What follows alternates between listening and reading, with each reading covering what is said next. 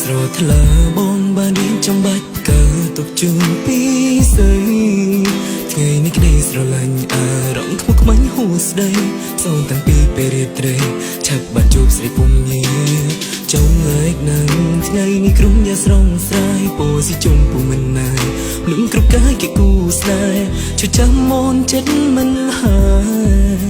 ការមួយបាច់តំណាងស្នេហ៍បាយស្រពោនលំយឺតពេលអូនថា sorry baby sorry sorry baby យឺតមួយនាទីបងកុំខឹង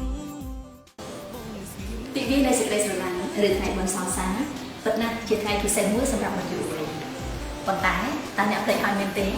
ថាថ្ងៃដែលពិសេសជាងនេះទៅទៀតនៅក្នុងឆាកជីវិតរបស់យើងគឺថ្ងៃរៀបអាពាហ៍ពិពាហ៍ឯណោះទេមនុស្សប្រុសដែលស្រឡាញ់យើងពិតប្រាកដមិនបង្ខំហើយគោរពការសម្រេចចិត្តរបស់យើងដល់ថ្ងៃរៀបអាពាហ៍ពិពាហ៍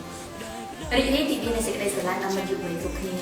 សូមឲ្យស្នេហាអ្នកជាស្នេហាដែលពោរពេញទៅដោយការគោរពគ្នាទៅវិញទៅមក